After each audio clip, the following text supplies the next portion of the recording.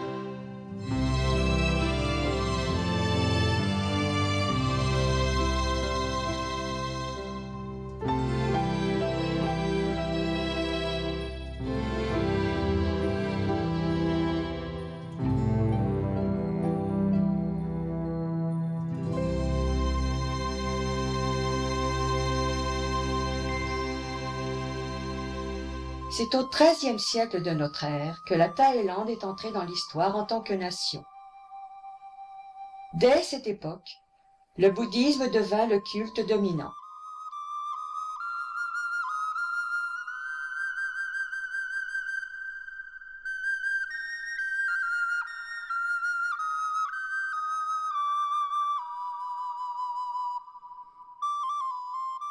On a le souffle coupé devant les vestiges des deux anciennes capitales, Ayutthaya et Sukhothai, berceau historique du royaume. Les sobres chédis de latérite en forme de cloche d'Ayutthaya répondent aux immenses bouddhas de pierre de Sukhothai. L'atmosphère est magique, le jasmin embaume, c'est tout simplement beau et on se sent minuscule.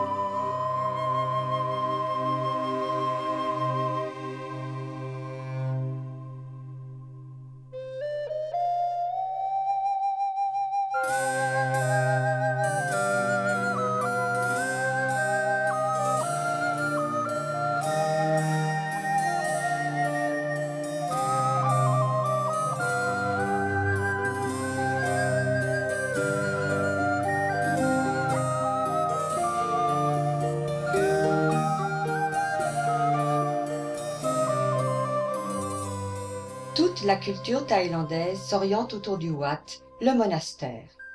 Il est non seulement lieu de culte, mais aussi bibliothèque, école et lieu de rencontre. Du matin au soir, la procession des fidèles semble ne jamais finir. Tous font les mêmes gestes. Ils se déchaussent, s'agenouillent et se recueillent un instant en tenant un bâton d'encens et quelques pétales de fleurs entre leurs mains jointes. Le bâton d'encens ira rejoindre les centaines d'autres dans une énorme jarre de cuivre, tandis que les fleurs seront déposées vers la statue de Bouddha. Nombreux sont les laïcs qui y font une retraite de quelques mois, parfois moins, avant de débuter dans la vie active. C'est presque une obligation, même s'il ne s'agit que de rester quelques jours seulement. Le fidèle devra suivre des règles strictes d'abstinence, d'ascétisme et vivre de mendicité quotidienne pour se nourrir. Il n'aura aucun objet personnel ou revenu pendant le temps de son séjour. Les Thaïs sont restés fidèles au bouddhisme initial, c'est-à-dire aux enseignements du Bouddha historique, Siddhartha Gautama, et au culte de sa personnalité.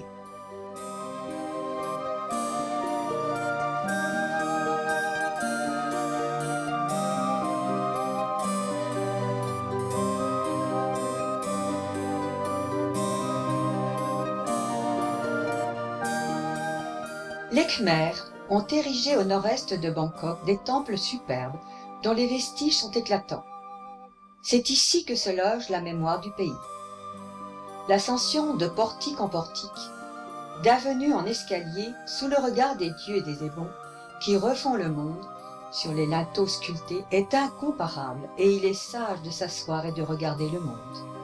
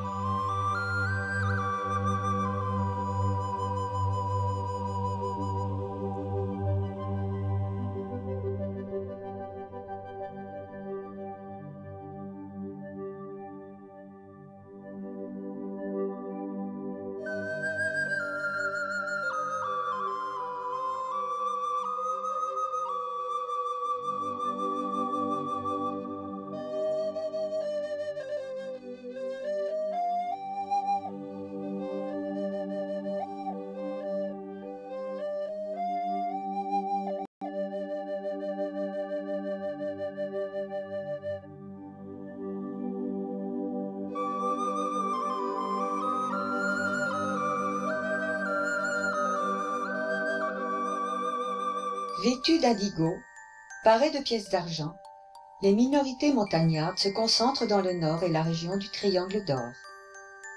Vivant dans des villages noyés dans la brume et la verdure, leurs maisons semblent reposer dans une paisible éternité.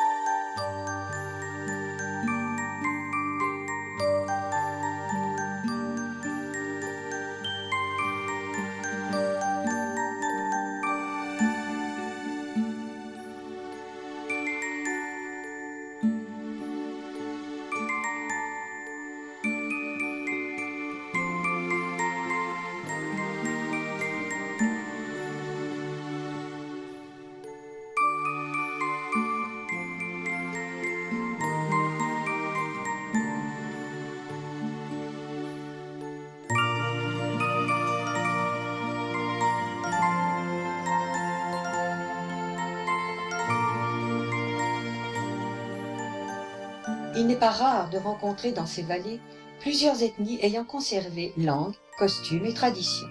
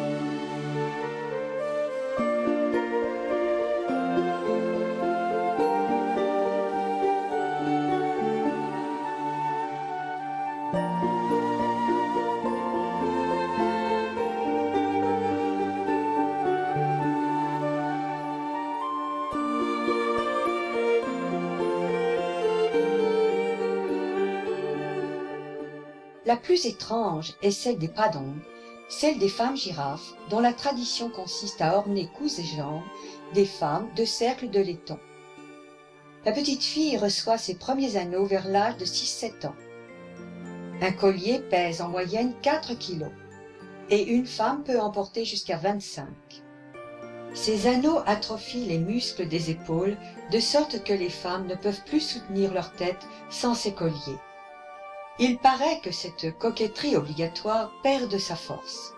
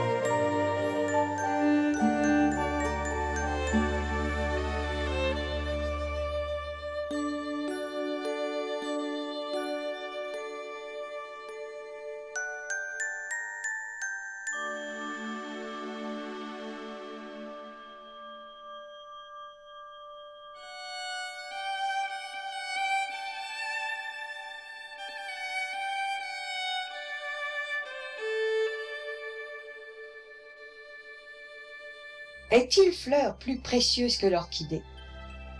Les Thaïlandais aiment cette fleur, qu'ils tressent en collier, couronne ou guirlande, pour les offrir à leurs invités et à leurs dieux.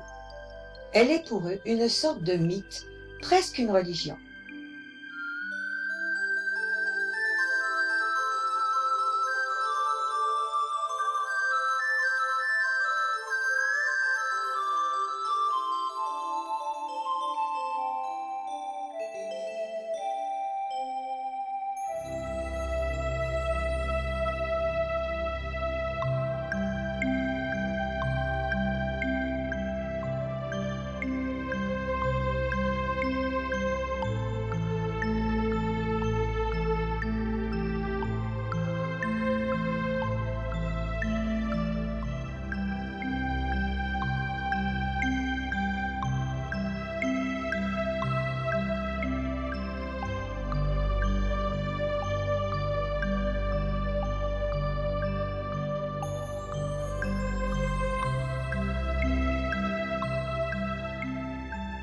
La Thaïlande n'a jamais été colonisée, c'est un vrai pays.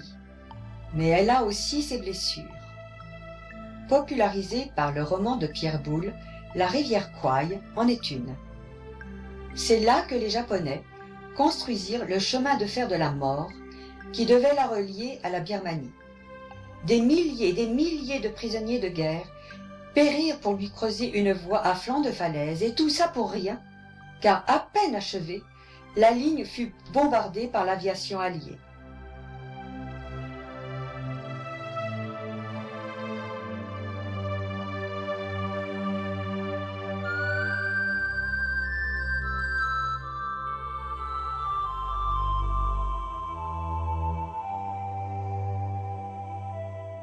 Plantation de thé, rizières, ces drôles de rochers en forme de champignons, peintures rupestres, se promener en Thaïlande est une fête partagée par des milliers de cigognes qui viennent y nicher.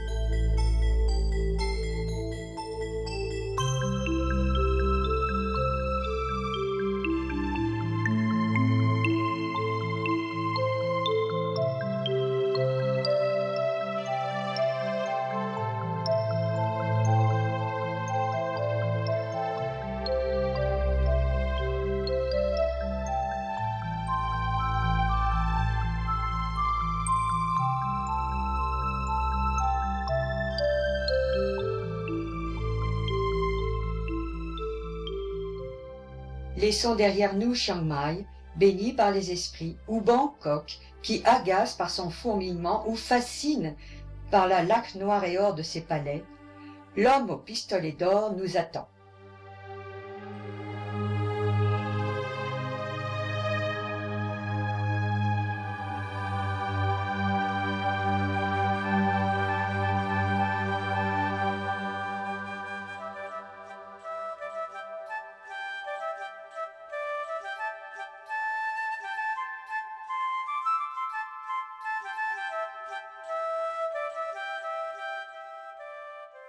James Bond fit connaître au monde entier la baie de Phang Nga, son île clou et ses pitons émergents.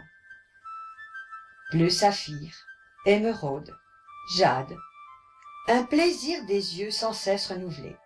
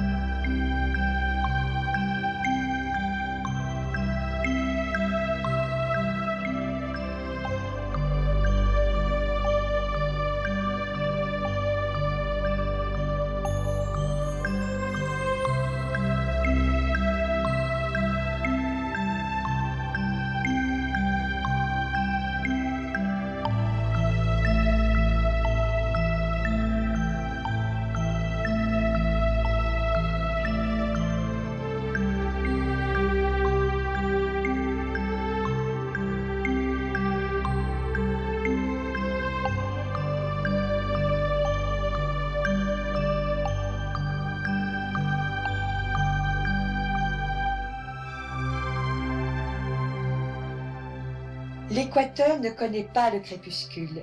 La nuit tombe d'un coup. Il est temps de dire au revoir à l'agent 007.